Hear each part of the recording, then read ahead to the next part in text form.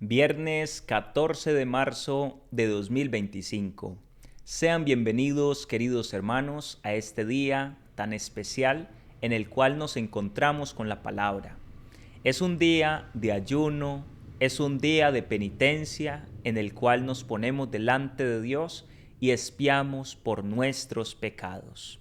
Como dice la antífona de la hora tercia, han llegado los días de penitencia, expiemos nuestros pecados y salvaremos nuestras almas.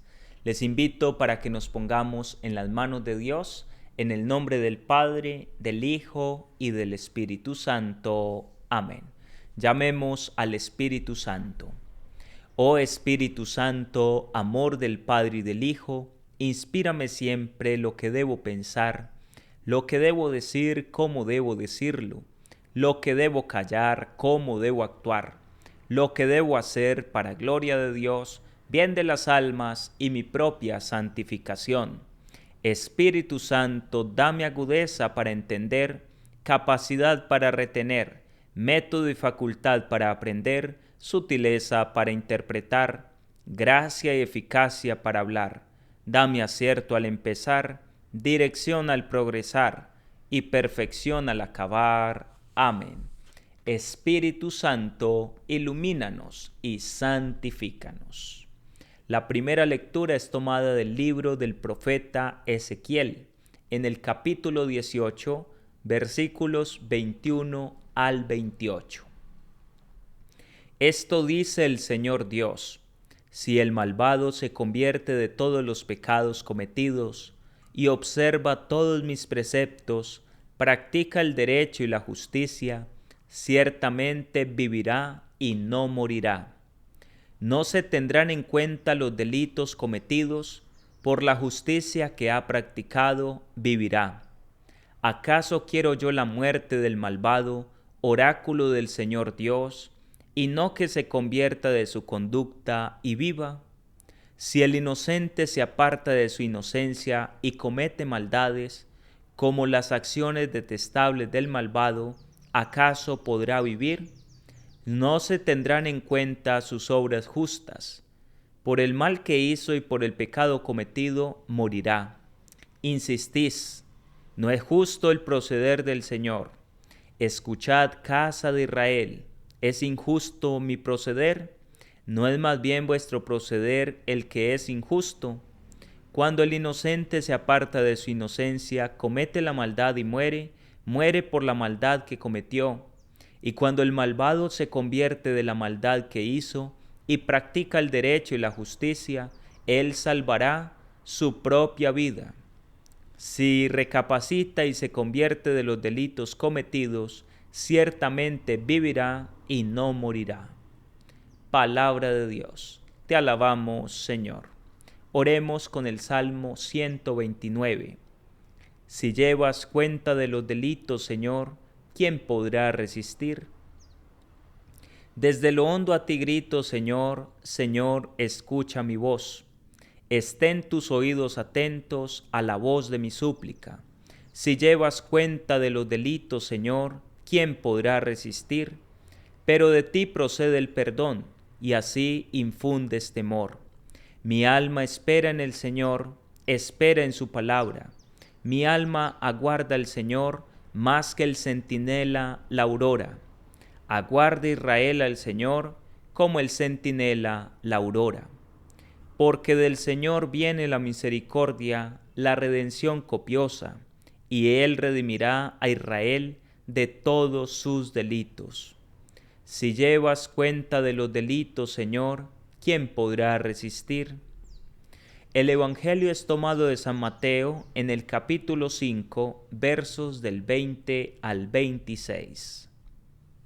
En aquel tiempo dijo Jesús a sus discípulos: si vuestra justicia no es mayor que la de los escribas y fariseos, no entraréis en el reino de los cielos. Habéis oído que se dijo a los antiguos: no matarás, y el que mate será reo de juicio. Pero yo os digo, todo el que se deja llevar por la cólera contra su hermano será procesado. Y si uno llama a su hermano imbécil, tendrá que comparecer ante el Sanedrín, y si lo llama necio, merece la condena de la gehenna del fuego. Por tanto, si cuando vas a presentar tu ofrenda sobre el altar, te acuerdas allí mismo de que tu hermano tiene quejas contra ti, deja allí tu ofrenda ante el altar y vete primero a reconciliarte con tu hermano, y entonces vuelve a presentar tu ofrenda. Con el que te pone pleito procura arreglarte enseguida, mientras vais todavía de camino, no sea que te entregue al juez y el juez al alguacil, y te metan en la cárcel. En verdad te digo que no saldrás de allí hasta que hayas pagado el último céntimo. Palabra del Señor. Gloria a ti, Señor Jesús. Te damos gracias, Señor, por esta palabra tan hermosa con la cual nos alimentas en este día. Queridos hermanos, hoy es un día penitencial, es un día de ayuno, es un día de oración, es un día en el cual ofrecemos sacrificios delante del Señor para expiar nuestros pecados. La primera lectura, que es tomada del profeta Ezequiel, es muy interesante. Dios habla a través del profeta y observa diciendo lo siguiente: si el malvado se convierte de todos los pecados cometidos y observa todos mis preceptos, practica el derecho y la justicia, ciertamente vivirá y no morirá. Esta es la promesa del Señor. Lo que pasa, mis queridos hermanos, es que tenemos un Dios compasivo, misericordioso, un Dios que no desprecia el corazón contrito y humillado. Para el Señor cuenta lo que nosotros hacemos delante de su presencia. Si hoy nos arrepentimos de todo corazón y volvemos la espalda al pecado y el rostro a Dios, si nos volvemos a Él, Él nos perdonará. Pero para eso se necesita la gracia del arrepentimiento y el deseo de cambio. A este proceso lo conocemos como conversión del corazón, una metanoia, es decir, un cambio de mentalidad, un cambio en las ideas, donde abandonamos el pecado, que el pecado nos conduce a la muerte, para empezar a caminar en gracia que nos conduce a la vida. Dice el Señor que si practica el derecho y la justicia, ciertamente vivirá y no morirá. Eso sí, hay que practicar el derecho y la justicia. Para entrar en la presencia de Dios, no podemos llegar con las manos vacías. Hay que cargarlas de buenas obras. Y es lo que nos está diciendo el Señor. Hay algo muy interesante, dice: no se tendrán en cuenta los delitos cometidos, por la justicia que ha practicado vivirá. Aquí es donde nos damos cuenta que nuestro Dios perdona realmente. A veces nosotros decimos perdonar a una persona, pero luego le estamos reclamando o le estamos recordando aquel mal que nos hizo. Le recriminamos por una mala acción, incluso cuando han pasado ya muchos años. Y esto es grave porque en nada nos estamos pareciendo a Dios. Dios perdona y perdona de corazón. Él dice que no volverá a tener en cuenta nuestros delitos. Es más, va a decir a través del profeta que Él toma esos pecados y los arroja al fondo del mar. Y dice: no me volveré a acordar de ellos. Cuando una persona muy pecadora se acerca a Dios, después de haber cometido grandes delitos, muchos dudan de que realmente Dios les pueda perdonar. Pero es que nuestro Dios es el Dios del perdón, es el Dios de las misericordias. Por eso, tan importante en la iglesia, la devoción a Jesús de la infinita misericordia, porque allí queda patentado lo que es realmente nuestro Dios: lento a la cólera, rico en piedad y leal. El Señor no nos paga según nuestros crímenes. El Señor se apiada de cada uno de nosotros. Dice el Señor: ¿Acaso quiero yo la muerte del malvado? Y no que se convierta de su conducta y viva. El Señor lo que quiere es la conversión del corazón. A Él no le interesa la muerte de ninguno de nosotros, porque somos sus hijos. El Señor quiere que dejemos la mala conducta. Lo que pasa es que el salario del pecado es la muerte. La consecuencia del pecado es la muerte. Y cuando nosotros nos obstinamos en el mal camino, nos amañamos en el pecado, hacemos que Dios no pueda derramar sobre nosotros su misericordia, su redención. El pecado, dice el profeta Isaías, es un muro que ponemos entre Dios y nosotros. Y hasta que ese muro no sea derrumbado, la misericordia no nos alcanzará. Por eso tenemos que derribar el muro del pecado para establecer alianza con Dios, para poder recibir toda la gracia que viene de su corazón traspasado en la cruz. Ahí es donde encontramos la grandeza del sacramento de la penitencia y de la confesión, porque es el lugar donde nosotros derribamos con la humildad, confesando los pecados, el muro que nos separa de Dios. Y cuando el sacerdote invoca la gracia del Espíritu y nos absuelve de los pecados, en ese momento se establece una relación de amor y el que estaba muerto vuelve a la vida. El que estaba perdido es hallado por la misericordia y la gracia de Dios. Y hay fiesta en el cielo. Y dice el Señor a través del profeta, y ustedes dicen que yo soy injusto, que no hago las cosas bien.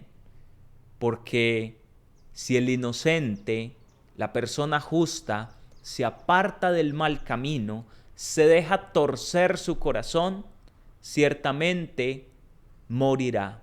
Es lo que dice el Señor. Si nos alejamos de Él, nos apartamos de Él, lo que se nos tiene en cuenta es esa conducta mala que estamos realizando. Por eso el que dice que es que el que peca y reza empata, está listo, no, eso es mentira, porque nosotros recibiremos de acuerdo a nuestra conducta. Si nos torcemos, si nos vamos por el mal camino, pues esa será nuestra paga, esa será nuestra recompensa, la muerte. Por eso tenemos que volvernos al Señor de todo corazón. Dice el Señor, cuando el inocente se aparta de su inocencia, comete la maldad y muere por la maldad que cometió. No es que el Señor quiera la muerte de ninguno de nosotros, la condenación de ninguno, no. Es que el salario del pecado es la muerte. Y cuando el malvado se convierte de la maldad que hizo y practica el derecho y la justicia, él salva su propia vida. Si recapacita y se convierte de los delitos cometidos, ciertamente vivirá y no morirá, aunque sea el pecador más grande de este mundo. Hermanos, hay muchas personas que se han ganado el cielo después de toda una vida de pecado. ¿Y por qué? Porque Dios es compasivo y misericordioso. Pero si una persona que hace el bien, que es inocente, se desvía y muere desviado del camino de Dios, pues también va a recibir esa paga. El que persevere hasta el final se salvará. Es lo que nos dice el Señor en su palabra. Qué importante es darnos cuenta lo que nos dice Jesús en el Evangelio del día de hoy. Si vuestra justicia no es mayor que la de los escribas y fariseos, no entraréis en el reino de los cielos. Hermanos, tenemos que practicar una justicia mayor que la que practica el mundo. No nos podemos conformar con aquella palabrita que también dicen muchos. Es que yo no mato, yo no robo, yo no le quito la mujer a nadie. Entonces yo soy bueno, yo no necesito ir a la iglesia. ¿Yo para qué ir por allá? Yo no necesito confesarme, porque yo hablo directamente con Dios. Hermanos, si nuestra justicia no es mayor que la de los escribas y los fariseos, no entraréis en el reino de los cielos. Dice el Señor, habéis oído que se dijo a los antiguos, no matarás, y el que mate será reo de juicio. Pero yo os digo, todo el que se deja llevar de la cólera contra su hermano será procesado. El Señor lleva el mandamiento a una exigencia mayor. Y si uno llama a su hermano imbécil, estúpido, tonto, tendrá que comparecer ante el Sanedrín. Y si llama necio a su hermano, merece la condena de la gehenna del fuego. Por eso hay que sacar el odio, el resentimiento del corazón, porque el odio no es más que asesinar al hermano en el corazón. Ese es el odio, asesinar al otro en el corazón. Es un homicida el que odia y el que le desea el mal a su prójimo. Por tanto, si cuando vas a presentar tu ofrenda sobre el altar, te acuerdas allí mismo de que tu hermano tiene quejas contra ti, deja allí tu ofrenda ante el altar y vete primero a reconciliarte con tu hermano y entonces vuelve a presentar tu ofrenda. Hermanos, la mejor ofrenda es la de un corazón puro, un corazón que está libre de pecado, de odios, de resentimientos, de vanidades, de todo aquello que nos aparta del amor de Dios. El Señor quiere la ofrenda de un corazón puro. Qué bueno que podamos purificar nuestro corazón durante este tiempo de la Cuaresma. Practiquemos el ayuno, practiquemos la oración, practiquemos la limosna, pero ante todo, practiquemos la caridad con los hermanos. Es lo que a Dios más le gusta y más le agrada. Que el Señor les bendiga y les guarde, mis queridos hermanos, en el poderoso nombre del Padre, del Hijo y del Espíritu Santo. Amén. Que tengan un santo y un bendecido día en el amor de Dios.